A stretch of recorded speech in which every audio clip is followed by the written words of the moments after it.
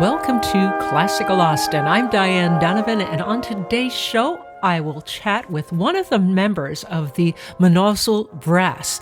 Texas Performing Arts will be bringing the group to perform this coming Friday, 7:30 p.m. at Bates Recital Hall, and you'll get to meet trumpeter Roman Reinberger. A little later on in the show, KMFA CEO George Preston will be chatting with two very key people who will be part of Dallas Opera's production of Don Carlo. He'll chat with conductor Maestro Emannuel Guillaume and with bass Morris Robinson. You won't want to miss that. And a little bit later, we'll take a look at some of the other events happening in our area. Now's the perfect time to find a comfortable chair, sit back, relax, and enjoy Classical Austin.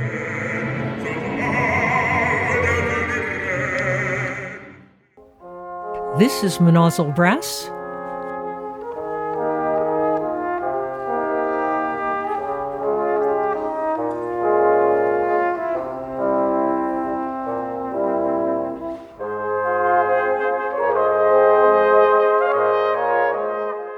And this is Mnozil Brass.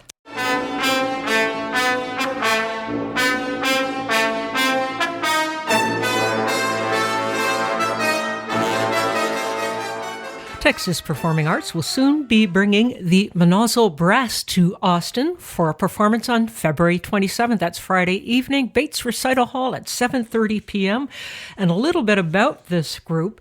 The name comes from a guest house outside the Vienna Music Conservatory, and the group dates back to 1992. 7 brass instrumentalists came together and created this ensemble comprised of 4 trumpeters, 2 trombonists, and 1 trombone and bass trumpet player. Together, they've performed through much of this world. They are all excellent musicians, and they are known for their technical and artistic prowess and a great big heap of humor with some fun stage hijinks, etc., as they bring you some of the faves from Johann Strauss Jr., Schubert, Brahms, and sometimes Prince and Frank Sinatra. And I'm really pleased to let you know that I'm speaking long distance. He's in Vienna right now with one of the trumpeters, Roman Reinberger. Welcome. Thanks for the invitation. I'm happy to be with you. This is not your first time to these United States, is it? We are touring the States since, I would say, 15 years now. So we haven't been here every year, but most. Have you been there since the start? I started 20 years ago, 21 years ago, actually. I was saying, I thought you just looked a little too young. What? Thank you. That's a great compliment, but it's actually not truth. What made you wish to join the Mnozil Brass? Well, back then I was a principal trumpet of an opera house in Wiesbaden, Germany. Mm-hmm. And I was actually looking for a different job opportunity. I wanted to go maybe to a bigger orchestra or symphony orchestra. Mm-hmm. And so I spread out and was looking. And right in that moment, I got called and they asked me if I want to join them. And I was really surprised because I never really had any connection to them except one guy who is coming from the next village where I'm from. And they were looking for a trumpet player in their age that is coming from the same musical background. And so they asked me, and I was kind of interested because it opened up a completely new perspective for me as a trumpet player and musician. And I could have never imagined that I'm earning my money in a brass ensemble. So I was curious, and we played a few times together, and then I saw the premiere of 7 of one of those programs back then. And that was so exciting for me that I knew I just have to do this. There is no way out. And if I would not try this, this would be a big mistake. And that was like 20 years ago. Well, everyone in the group is a phenomenal player, but you also have to have the stage presence. And everybody has a different character on stage. And you are known as the Latin lover, I believe. And how is that for you, having to find that character and express it on stage? It gets into acting and theater, not just playing. Well, before my time in the band, the guys already realized quite quickly that music alone is not enough to catch attention of people, for example, in a loud pub, because people want to talk, they want to also entertain some music. And this mixture of catching the attention of people, my colleagues started to try and do more than just play, and they tried to bring some entertainment on the stage that is just catching more attention and bringing humor, bringing like it's not enough to just have music. It also needs something more to still catch the attention of people that are probably there for something else. If you're playing in a pub, people just want to listen to music or just want to talk to their friends. So we always try to get the attention of people. And it turned out that humor is one of the best ways to do that, because I think there's nothing better than laughing anyways.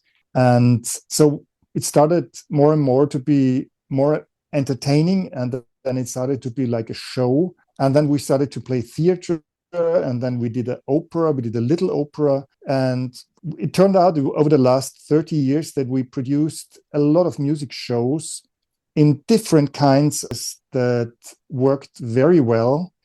It's music, it's singing, it's dancing, it's acting, it's humorous, it's very loud, it's very soft. So it's everything you could imagine that you could do with brass instruments. That's what we done the last 30 years on an empty stage, basically. Wonderful. And I've read that you perform more than 130 times a year. Is that still happening? Or do you perform that frequently? No. Oh. No, thank God we don't do that anymore. We are around 70, 80 shows nowadays. We tour for sure a lot in Europe, but once a year we go to Japan, States. Our main stage is Europe for sure. Played basically in more or less every country except South America and Africa. So yeah, we saw the world in a way, not as tourists, but as musicians. And that's very cool for sure. Well, speaking of performing, you'll be performing for Texas Performing Arts on Friday, the 27th, Bates Recital Hall, 7:30 p.m. Is it going to be mostly Strauss's music, etc.? Is there anything in particular we should be listening for? Well, with a Knotzil show, you cannot be prepared because it will always be surprising. And if you think you get something that you expect, it's going to be something different. So it's kind of useless to try to prepare yourself. What you will get is a very entertaining musical show that touches a lot of Strauss. It's not just Waltz King. It's also composers that influenced him, and it's composers that he influenced. So it's basically a lot of music that fits together very well in the context of Strauss. And it's not just waltz, it's everything. You know, the era of Strauss was very, very many different styles of music, if you want. Marches, there have been Strauss waltzes, there have been galops. There's so many different possibilities of performing Strauss music, and we all try to touch most of them. For sure, we also play some big band arrangement. Speaking of arrangements, do you do all the arrangements that we will hear on the stage this Friday? Yes. Yeah, it's all original, and it's always like this. The band does everything by itself. There is nothing coming from outside. It's like a very smart way of using our abilities. Everybody is good in something else. And if we do it the right way, people think that we can all do all those things. But that's basically not true. So we try to make the most out of it. So everybody gets a say. It's equal in terms of discussing arrangements, coming up with ideas. Yes, everybody is free to decide to bring something in. Everybody's free to give new options, to give new opportunities, what we could do. It's hard anyways, because after 30 years, it's not so easy to come up with something new always. So every 2 years, we do a new program or a new show. And it's always interesting what actually triggers us and what could be the new idea to bring people back to listen to us. And so we still, we're very, very motivated to look for new opportunities and things that we can perform. We are looking forward to the show. Mnozil Brass will perform this Friday, the 27th, at Bates Recital Hall as part of Texas Performing Arts Season. Start time is 7:30 p.m. You can get more information at texasperformingarts.org. Thank you so much, Roman Reinberger, for chatting with us today on Classical Austin. Again, thank you very much for inviting me, and see you there.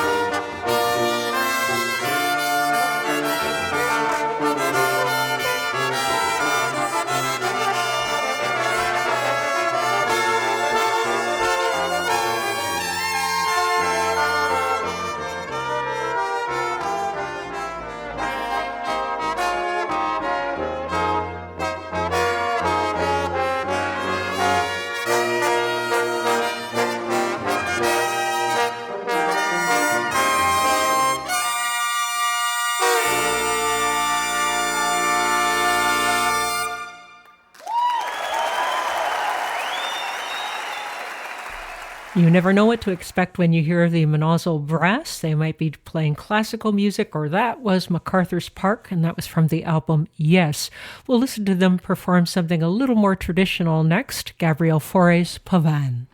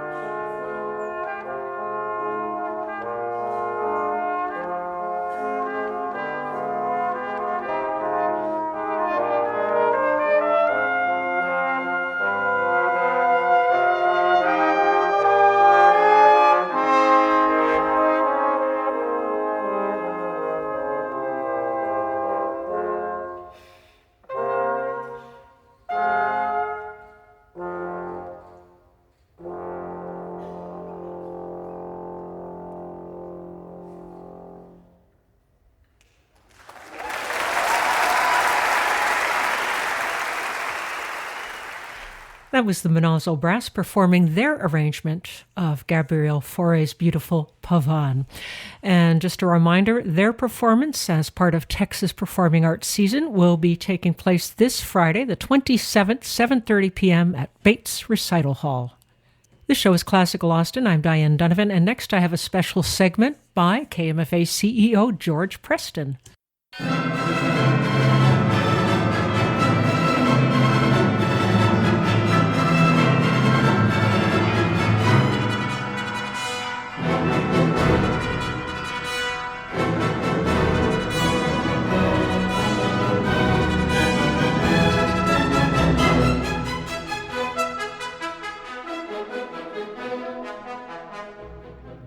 Conductor Emannuel Guillaume has joined us on KMFA. He will be leading Don Carlo in performances beginning February 27th and running through March 7th. Tickets and more information at dallasopera.org. Maestro, thank you so much for joining us. Great to have this time with you to talk about an absolute masterpiece. It is one of Verdi's great operas, Don Carlo. It's a huge-scale work. It combines massive spectacle with very intimate scenes, and it's a long one by today's standards. How do you balance the grand scale with the intimate, personal scenes in this opera? So Verdi composed Don Carlos for the Paris Opera originally, and in the time, the leading composer was Meyerbeer. And Meyerbeer loved grand opera and made all his fortune and was extremely successful by writing opera that would require great scenery and great spectacle with double orchestra, massive chorus, and so on. And Verdi was very impressed with that and got the best of this Meyerbeer grand spectacle, big show, pyrotechnics, an orchestra on stage, an orchestra in the pit, a double chorus, and extremely grand music. So what the general public knows of this ability of Verdi to create these big shows is Aida, the big march of Aida. So think of this, but on steroids in Don Carlo. And he really wanted to reach that kind of absolute power of big, almost circus in certain ways, spectacle, but with the nobility associated to this great composer. At the same time, Verdi is also a composer, as you said, that can write in a very intimate way and can really pierce to the human soul like no other writer or composer can, and get you exactly in that space you knew existed in you too as a listener, but that you never had really looked at. And he's putting the light on this in a very subtle way, sometimes in a very light way, but in a very true way, very authentic way, and very powerful way. So the beauty of Don Carlo is the combination of those two types of language, style, and format. And he does it in a way that is very well constructed. And in a way, that contrast make each of those scenes even more powerful. So the king, the emperor, in a way, of half of Earth, is also a man with suffering. And a man like any other man or any other woman with suffering. And the music is expressing this with a poetry and a sensuality, and again, an authenticity that is absolutely remarkable. And then you turn the page and you are in the middle of something that's totally cosmic. That contrast is very exciting for the audience, but it's also very exciting for us as performers. You mentioned that in the juxtaposition of big scenes with intimate scenes, this is a lot like Aida. But Aida is done a lot more frequently than Don Carlo is now. Traviata is done more frequently. Rigoletto is done more frequently. Don Carlo, though, is really one of Verdi's great masterpieces, in my opinion, anyway. Yes, so it is one of his great masterpieces. I think there are very different reasons for Don Carlo being slightly less performed than Otello or Traviata or even Aida, and they are not good reasons. Some of it goes back to the premiere of Don Carlos. So it was premiered in French. We're doing the Italian version in Paris, which was not such a success for Verdi. Parisians are very difficult people. I'm from Paris too, and I live half of my time in California. And they did not understand the Don Carlos when it was premiered in Paris. Verdi was very unhappy with the way it was rehearsed. He thought the orchestra was not good. He thought the rehearsals were too long and so on. He had a mistress in Paris, so he was, on the other hand, very happy to stay a little longer in Paris. And so the premiere was a success, but what you call in French a succès d'estime, just out of respect for the great Verdi, but was not a big success. And then when he wrote the next pieces, including Otello, those pieces were such an immediate success that they eclipsed Don Carlo. Now, if you are a musicologist, you are taught that you realize that there are three periods in Verdi, and the last period, the period of maturity, starts with Don Carlo. And I think what he has in Don Carlo, because it's the start of his maturity period, is in some places even more interesting than in the next pieces, because you see it appearing for the first time with an incredible excitement. Then, nowadays, because that title maybe doesn't have the same resonance as Traviata and Otello or Aida for the box office, when you have a cast to do Don Carlo, which is very difficult to put together, you rather use such a cast or such kind of financial needs in a piece that is more popular, because you know you're going to sell. So it's our job to do that kind of repertoire. And we are doing it with an extraordinary cast. It's a smashing production. So if you like Tosca, if you like Butterfly, if you like Carmen, if you like Otello, you are going to like Don Carlo. Well, I can't wait to see it. I'll be seeing it on the closing night on March 7th. Don Carlo opens at the Windspear at Dallas Opera on February 27th. You can get more information, order your tickets now at dallasopera.org. Emannuel Guillaume, the conductor, thank you so much for joining us on KMFA. Anytime. Thank you, George.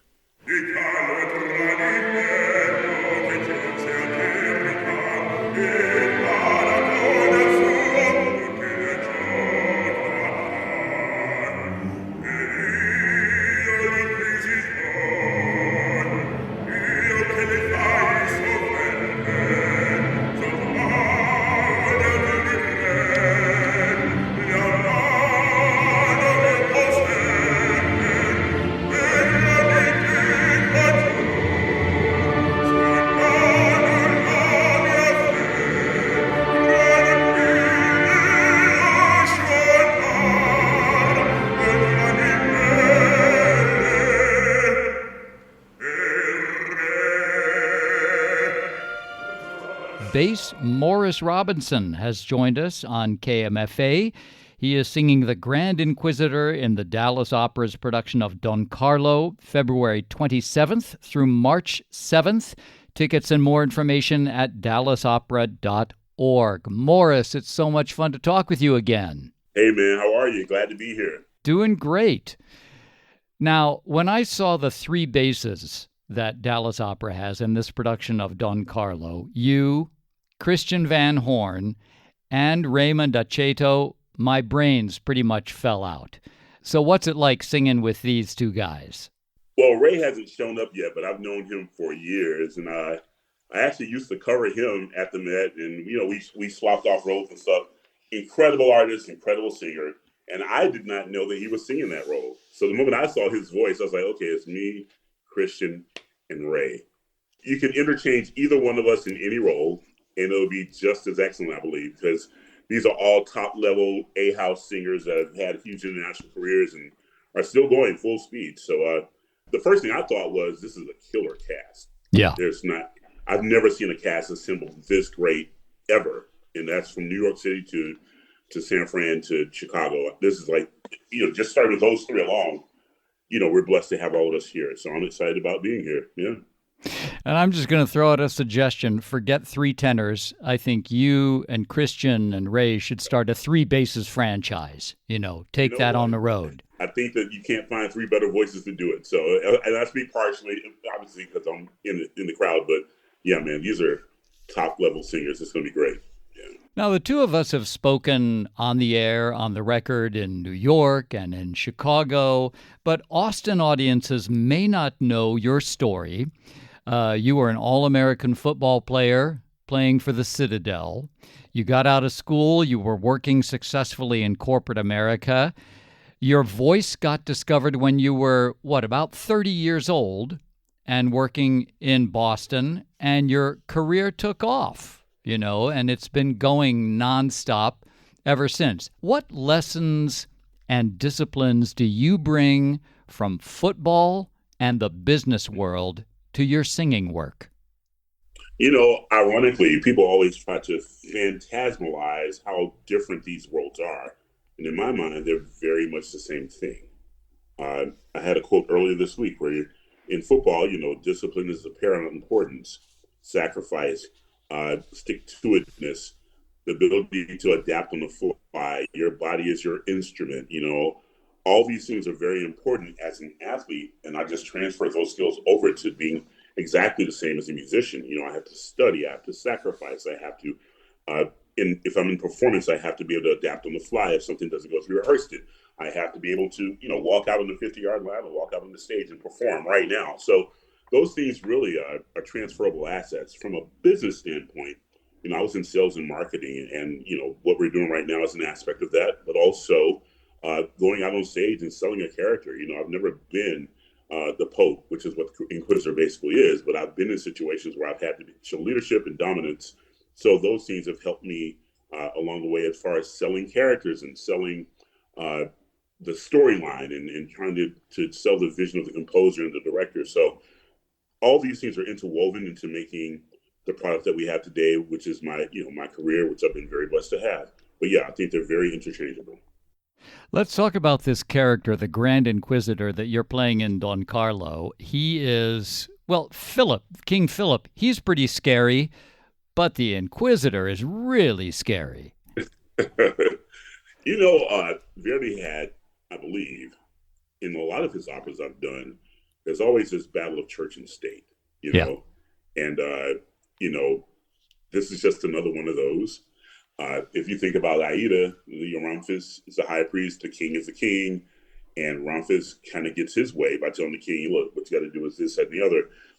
Zachetti and Nabucco, they have a high priest versus a king there. In this story, along the same lines, not the same story, but, the king is the most powerful person until he runs into me.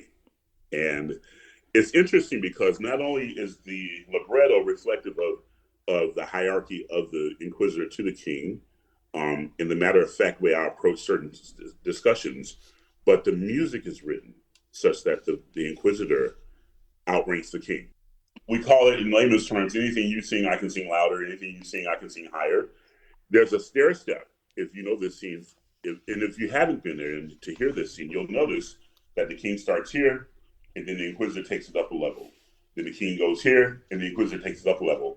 And it just, all the way down to the theater, which is almost disrespectful because he takes it to the lowest note of the opera. So, all these things are interwoven into the fabric of the music and the storyline. And I love playing the Inquisitor. I am the most powerful, and I am the most powerful voice. And you get to have a wonderful scene with great music, one of the most famous scenes in opera. So I'm really happy to be a part of that, especially with Christian Van Horn. So. We're talking with bass Morris Robinson, who is in the production of Don Carlo at the Dallas Opera, February 27th through March 7th. You are a more seasoned artist than when I first saw you, which, in full disclosure, we didn't meet on this day, actually. but I was rehearsing an outreach program for Boston Lyric Opera, and you were rehearsing to sing The King in Aida, the first opera you were in. And my friend Tom Osterling and I, during a rehearsal break, went into the main stage rehearsal, and we saw you sitting there. We're like, well, who's that? We thought we knew all the singers in Boston. And then you opened your mouth, and we were like, what the hell is this? Where did this come from? So, but that was 25 years ago, at least. And not that long ago, you were celebrating your 25th career anniversary in Boston. The mayor declared it Morris Robinson Day. Super cool sort of return to roots there. And now you're doing more master classes.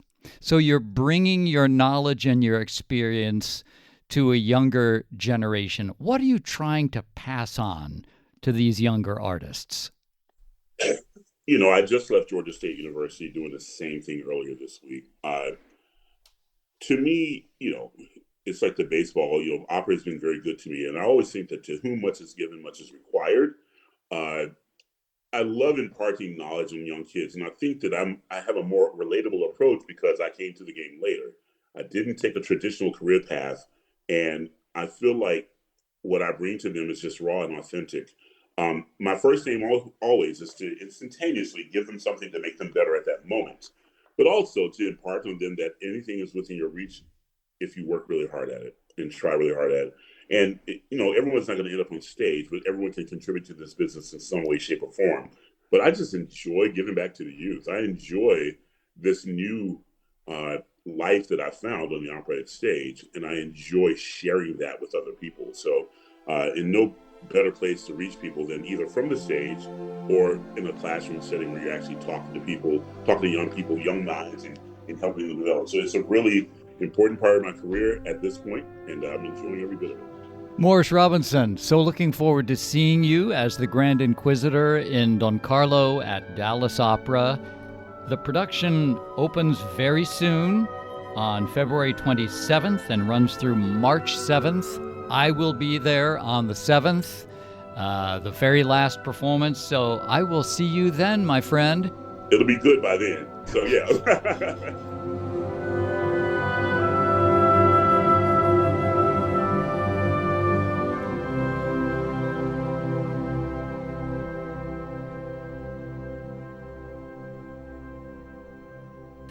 Thanks to George Preston for that segment on Dallas Opera's upcoming production of Don Carlo, and that featured bass singer Morris Robinson and conductor Emannuel Guillaume.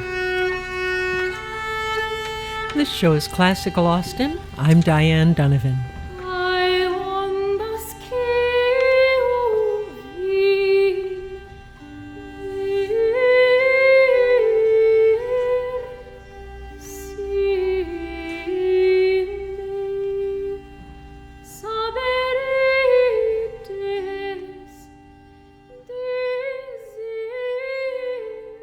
I do want you to know about upcoming concerts by Texas Early Music Project, and they will take place on the 28th of February and Sunday, March the 1st at Redeemer Presbyterian Church, and it's the Troubadours of France and Iberia. From an interview a while back, here's the group's founder and director, Daniel Johnson.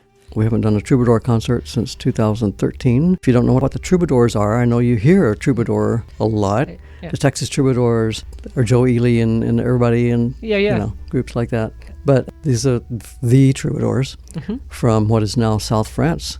The troubadours kind of paved the way for all sorts of compositions and compositional techniques and poetry techniques and melding the words to the music throughout Europe for the next several hundred years. Sort of the beginning of courtly love to some extent. So it's music from the troubadours, music from the Aquitanian chant from just up the road near the troubadours, and music from northern Spain, the boyfriend songs, also called the Cantigas de Amigo. So it's just a wild medieval romp from the 12th and 13th century.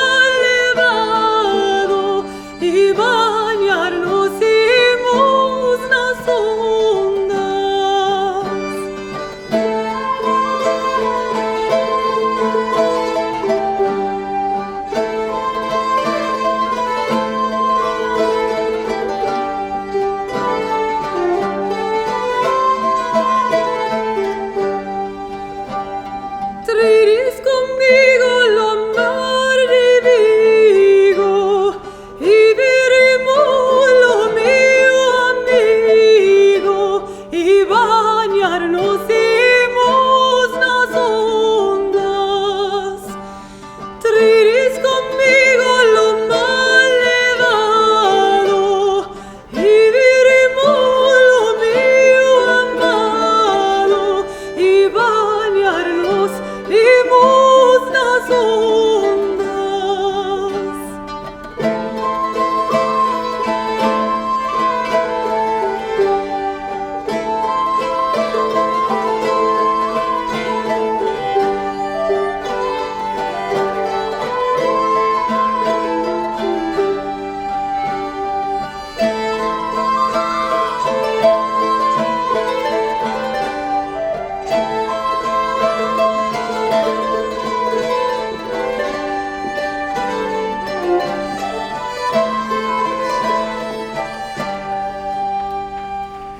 From the 2013 recording by Texas Early Music Project titled Unrequited Love, Troubadours of France and Spain circa 1100 through 1300, we heard Quanta Sabedes Amar Amigo.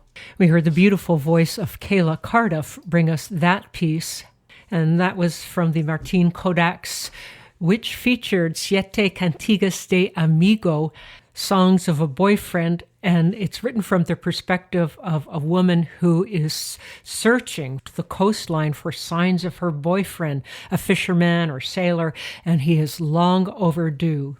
And Texas Early Music Project will be bringing us Troubadours of France and Iberia Saturday, February 28th at 7:30 p.m., Sunday, March 1st at 3 p.m., both concerts at Redeemer Presbyterian Church.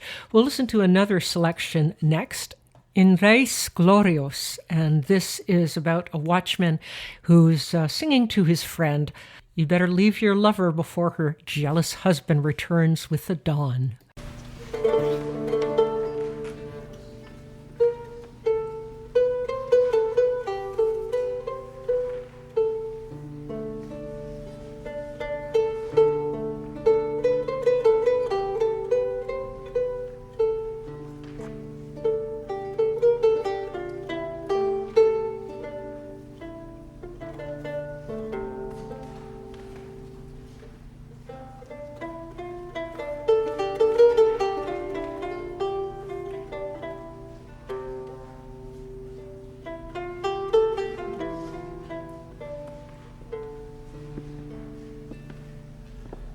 Reis glorios, verais lums eclartats, Deus poderos, Seigneur, si a vos plats, al meu compan, si ats fizels aiuta, que nun lo vi pos la noche fovenguda, et ad essera l'alba. Bel compagno, si dormet sovegliats, nun dormats plus suavus residats, che in orient veleste la creguda. Camen al giorn che l'hai ben conoscuta, et ad essera l'alba. Bel compagno, enchantan vos appel, non dormats plus che au chanta lauzel, che vai cheren lo giorn pe lo boscace, et ai paur che l'egilos vos assace, et adessera l'alba.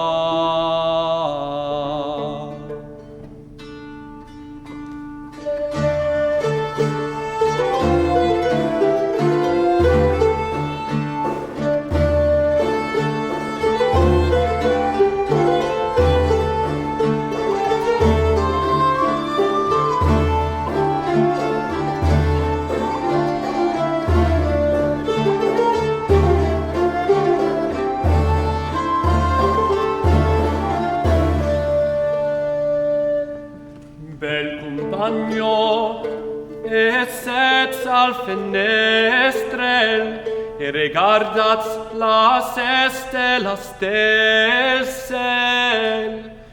Con noi seretz, sius suifis els messace, si non o faits vostres nello domnace, et adessera l'alba. Bel compagno, os mi partidebus, eu non dormi mi mocte de ginolios,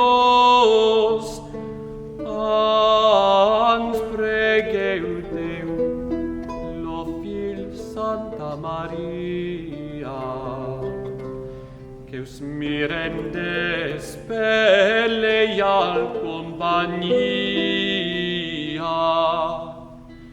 et adessera l'alba. Bel compagno, la furas als perros, me preavats que no fos dormilios, e nans velies toda nostro al dia. Eran aus plats mos chans nima paria, et adessera l'alba.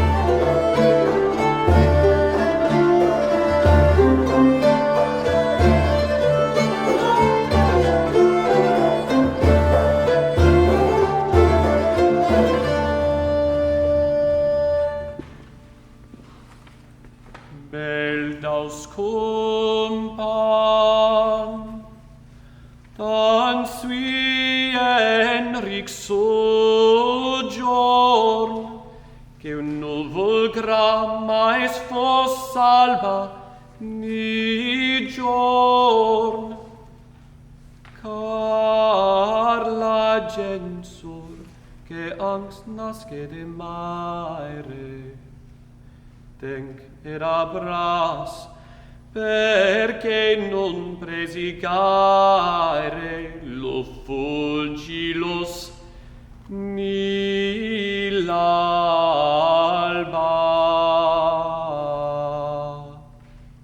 A selection from a 2013 Texas early music album of the Troubadours, and we heard Res Glorios, and that was sung by Joel Nesfedba, and Mary Springfells played Sitol. My goodness, it's been 13 years since that recording of a live concert by Texas Early Music Project, and they're bringing back the Troubadours. You can catch the concert Saturday, February 28th, Sunday, March 1st, 7:30 p.m. on the Saturday, 3 p.m. on the Sunday at Redeemer Presbyterian Church. That's Troubadours of France and Iberia. And now another concert you can look into that's happening next weekend. Chorus Austin will present the Chamber Ensemble led by Ryan Heller on February 28th and March 1st at 4 p.m. And they will bring us Opening Hearts. And here is one of the pieces you can expect to hear, Give Me Your Stars by Lucy Walker.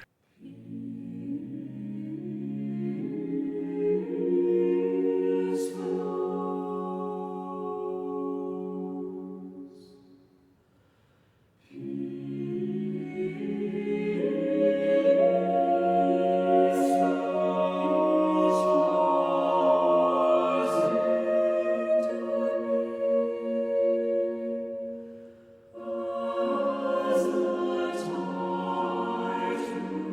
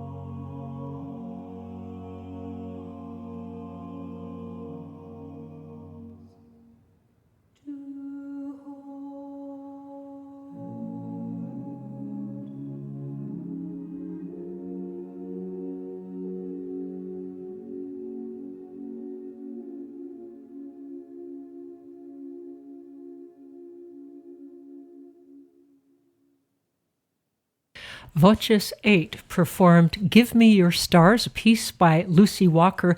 That will be one of the pieces on the upcoming performances by Chorus Austin's Chamber Ensemble, February 28th and March the 1st at Each Side Performing Arts, 4 p.m. on both of those dates. And that will be led by Ryan Heller. Thanks to all of my guests on the show today, and I want to thank you for listening to Classical Austin. I'm Diane Donovan. Do take care. Maybe look out for someone else, and let's do our very best to have a beautiful and musical rest of our day. Bye-bye for now.